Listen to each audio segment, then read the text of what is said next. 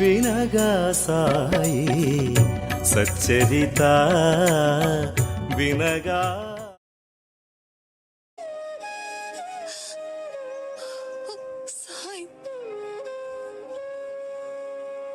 ఎవరైతే తమ అహంకారమును వదిలివేసి తాము చేయు పనులన్నీ నా కొరకే అనే భావనతో చేయుదురో వారి బాధ్యతలన్నీ నేను స్వీకరిస్తాను. నేను నిత్యం వారి వెంటే ఉంటాను. వారిలో అహం లేనప్పుడు వారి పనులన్నీ నేనే పూర్తి చేస్తాను. బాబాకు సర్వస్వ శరణాగతి చేసిన ఎందరో భక్తులు తమ జీవితాల్ని చరితార్థం చేసుకొని సమాజానికి మార్గదర్శకుడిగా నిలిచిరి. బాబా సాయిరా సాయిరా శ్రీ సాయిరా. రచయితగా ఏమాత్రం అనుభవం లేని ఏమాట్పంత్ సాయి సచ్చరిత్రను గొప్ప గ్రంథాన్ని వ్రాసి గొప్ప భక్తునిగా ప్రజల హృదయాల్లో నిలిచిపోయాను. పెద్దగా చదువు లేకపోయినా అబ్దుల్లా సాయిబాబా సూక్తులు అనే గ్రంథం రాయగలిగను. చేతిలో చిల్లి గవ్వ లేకపోయినా రాధాకృష్ణమయ్య అనే భక్తురాలు సాయి సంస్థానాన్ని ఏర్పాటు చేసుకోగలిగాను. ఉపాసిని శాస్త్రి అనే సాధకుడు గొప్ప సిద్ధి పొందిన గురువుగా పేరొందెను.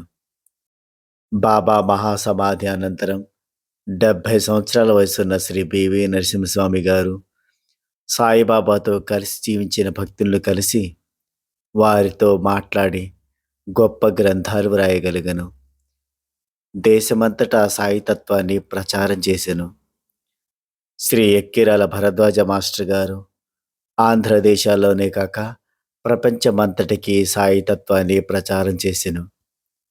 నేడు కూడా ఎందరో భక్తులు సాయితత్వ ప్రచార సేవ చేయొచ్చు మహనీయులుగా పేరు పొందుచున్నారు. ఇవి అన్నీ శ్రీ సాయిబాబా దివ్య అనుగ్రహ ఫలితాలే.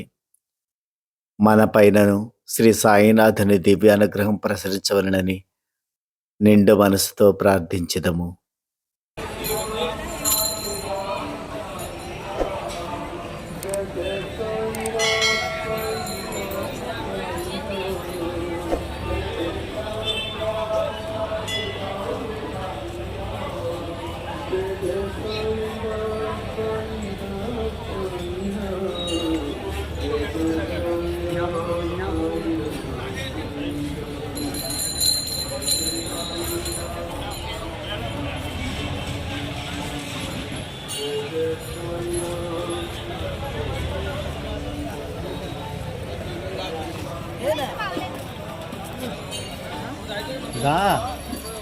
ఇచ్చిన వాళ్ళకి అందరికి కనిపిస్తుందా?